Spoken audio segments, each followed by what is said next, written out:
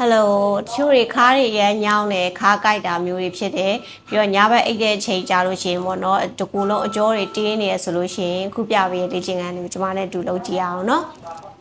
Okay အရင်ဆုံးအနေနဲ့ကျွန်မတို့ကခြေထောက်လေးနှစ်ဖက်ကိုလို့ရှေ့နောက်ကြဲကြဲလေးထားလိုက်ပေါ့နော်ရှေ့ခြေထောက်တစ်ဖက်ကလည်းနည်းနည်းကြဲကြဲထားအဲ့ဒီတိုင်းကိုအသက်ရှူလိုက်တယ်ထုတ်ပြီးဆိုရင်ရှေ့ကိုသားလေးကိုင်းပြီး short ချလိုက်မယ်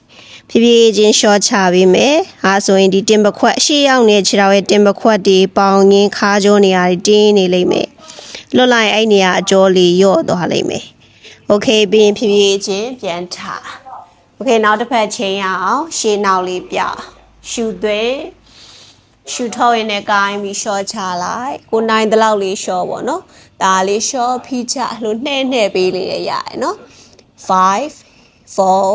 3 2 1ဖြည်းဖြည်းပြန်ထ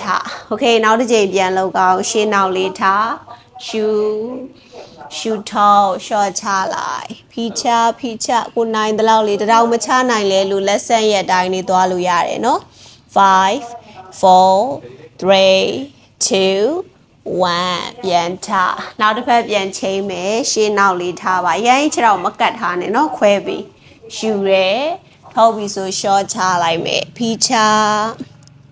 ဥဒီလေးကျင်ငန်းအရာလေးခါအတွက်လဲပါတယ်ပေါ့နော်တချို့ဝင်းတာချုပ်တတ်တဲ့သူမျိုးဆိုလဲဒါလေးလိုက်လို့လို့ရှိရင်ဝင်းကိုပုံမှန်သွားစီတယ် Okay ပြန်ထ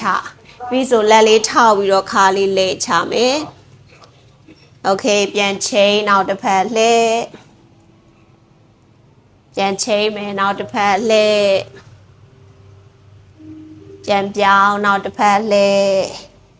ဒါလေးကို4 5 6ကြော်လောက်လုပ်လို့ရတယ်နော်ဒါလေးလှည့်ချပြီး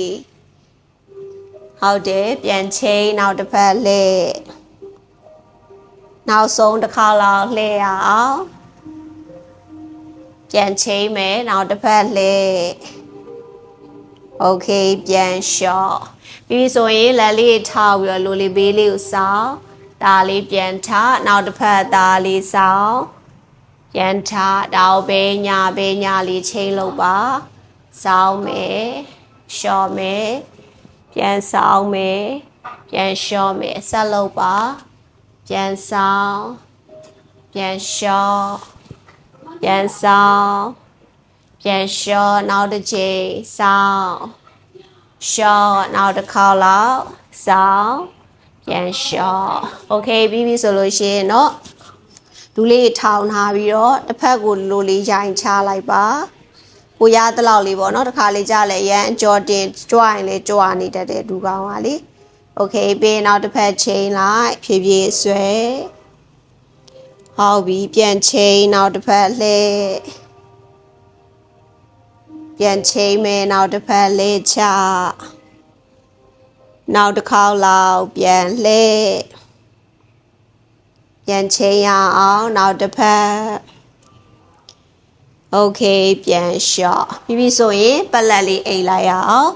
ပလက်လေးအိတ်ပြီးပြီဆိုလို့ရှိရင်ကျမတို့ဒူးလေးကိုဆွဲကွေးပြီးရင်မက်ထဲကိုဆွဲကွေးပိုက်ထားပေးမယ်ပြီးဟိုဘက်ဒီဘက်လေးနှဲ့ပေးနေပေါ့နော်ကိုအခင်းကျမ်းမြင်မှလည်းလုပ်လို့ရတယ်ဒါအိပ်ရပေါ်မှာလည်းလုပ်လို့ရတယ်နော်ညဘက်အိတ်ခန့်ဒီချိန်နေမှလည်းလေ့ကျင့်ပေးလို့ရတယ်ဘယ်ညာလေးဟိုဘက်ဒီဘက်လေးကိုရဲ့ကြောလေးနဲ့အခင်းလေးနဲ့ခြေပေးတာပေါ့နော်ဟာဆိုဒီနောက်ကြောတွေတင်းတာတွေတက်တာစေတယ်ဝင်းလဲပုံမှန်သွားစေတယ် Okay ရှော့အိုင်းနေထားနေမှာလက်နှစ်ဖက်ကိုဘေးကိုကားလိုက်ပြီးတော့ခြေောက်လေးနှစ်ဖက်စလုံးဒူးကောင်းနှစ်ဖက်စလုံးတစ်ဖက်ကိုလှည့်ချလိုက်ဒူးကောင်းနေမကြွအောင်ဆိုလက်လေးနဲ့သားလေးဖိထားပေးလိုက်ဟုတ်တယ်ဖြည်းဖြည်းပြန်ထဘေးနောက်တစ်ဖက်လှည့်အောင်ဖြည်းဖြည်းချင်းသားလေးဆွဲလှည့်ချလက်ပြင်ကြောတွေလည်းပါတယ်ခါကြောလေးလည်းပါတယ်ပြန်ချိန်မယ်နောက်တစ်ဖက်ဖြည်းဖြည်းလှည့်ချရှော့ထားပေးမယ်5 4 3 2 1 Okay နောက်တစ်ဖက်ပြန်ချိန်ရအောင်ဒါလေးလဲချလဲထားပြီးပြန်လို့အောင်နောက်တစ်ဖက်လဲချပြီးလဲထားဟုတ်ပြီပြန်ချိန်မယ်နောက်တစ်ဖက်ဒါလေးပြန်လှည့် Okay ပြန်လျှော့ ပြီးပြီဆိုရင်ဒူကောင်းလေးထောင်လိုက်တင်မာပြီးမှလက်ကိုမှောက်ရထားခြေထောက်ကိုတင်မာကျေတိုင်းခွဲထားပြီးတော့တင်မာလေးကိုနိုင်တလောက်လေးပေါ်ကော့တင်လိုက်မယ်ဒါလေးဆွဲပြီးတင်ထားပြီးပါ5 4 3 2 1ပြန်လျှော့ပြန်တင်ကြည့်အောင်ရှူရဲထော်ရင်းနဲ့မမယ်အသက်ကိုပုံမှန်ရှူနေမယ်မှားတဲ့ချိန်မှာရှူသွင်းရှူထုတ်လေးနဲ့ကိုရတလောက်လေးကော့ထား5 4 3 2 1ပြန်လျှော့